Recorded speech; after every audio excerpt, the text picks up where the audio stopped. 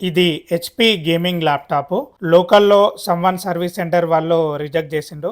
కానీ నేను ప్రాబ్లమ్‌ను find out చేసి ల్యాప్టాప్‌ను సక్సెస్‌ఫుల్‌గా రిపేర్ చేశాను. వాళ్ళు రిజెక్ట్ చేయడానికి కారణం ఏంటంటే ఈ ల్యాప్టాప్‌లో మల్టిపుల్ ప్రాబ్లమ్స్ ఉన్నాయి కాబట్టి వాళ్ళకు ప్రాబ్లమ్ ఫైండ్ ఔట్ అవ్వలేదు కాబట్టి వాళ్ళు రిజెక్ట్ చేసిండ్రు. కానీ నేను ల్యాప్టాప్‌ను స్టెప్ బై స్టెప్ చెక్ చేసి ల్యాప్టాప్‌ను రిపేర్ చేశాను. ఈ ల్యాప్టాప్‌ను నేను కంప్లీట్ నో పవర్‌లో తీసుకున్నాను. ఎప్పుడైతే చార్జర్ కనెక్ట్ చేస్తామో అప్పుడు ఛార్జింగ్ ఇండికేషన్ కూడా రాలేదు. సో మెయిన్ వోల్టేజ్ కూడా ప్రాబ్లం ఉంది. సో మెయిన్ వోల్టేజ్ ను నేను క్లియర్ చేశాను. క్లియర్ చేసిన తర్వాత 3 వోల్ట్స్ లైన్ వాటర్ డ్యామేజ్ ఉంది. 3 వోల్ట్స్ లైన్ ను క్లియర్ చేశాను. 3 వోల్ట్ అనేది ల్యాప్టాప్ లో మెనీ సెక్షన్ కు పోతుంది, ముఖ్యంగా పవర్ బటన్ కూడా పోతుంది. సో నేను 3 వోల్ట్స్ లైన్ ను క్లియర్ చేసిన తర్వాత ల్యాప్టాప్ అయితే టర్న్ ఆన్ అయింది. కానీ టర్న్ ఆన్ అయిన కొద్దిసేపటికే ల్యాప్టాప్ ఓవర్ హీట్ అయ్యి రీస్టార్ట్ అవ్వడం జరుగుతా ఉంది.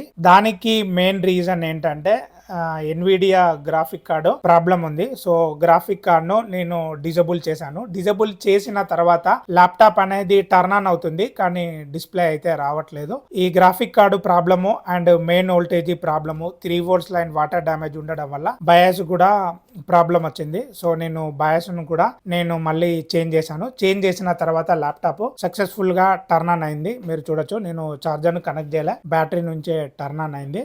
గేమింగ్ ల్యాప్టాప్లలో గ్రాఫిక్ కార్డు ప్రాబ్లం ఉంటే రీస్టార్ట్ అవ్వడము, హ్యాంగ్ అవ్వడము, ఫ్లిక్కరింగ్ రావడము, ప్రాబ్లం ఏదున్నా గానీ మనము రిపేర్ చేస్తాము. ఈ ల్యాప్టాప్ లో ఎన్విడియా గ్రాఫిక్ ను మనము డిజబుల్ చేసాము. ప్రాసెసర్ AMD Ryzen తో ఈ ల్యాప్టాప్ అనేది ఇప్పుడు రన్ అవుతుంది. ప్రాసెసర్ AMD గానీ ఇంటెల్ గానీ మనము గ్రాఫిక్ ను డిజబుల్ చేసిన తర్వాత ల్యాప్టాప్ ను సూపర్ గా వాడుకోవచ్చు. ఈ ల్యాప్టాప్ లో మనకు జెన్యూన్ విండోస్ వచ్చింది. మళ్ళీ ల్యాప్టాప్ లో విండోస్ బాగాలేదని చెప్పేసి జెన్యూన్ విండోస్ వచ్చింది.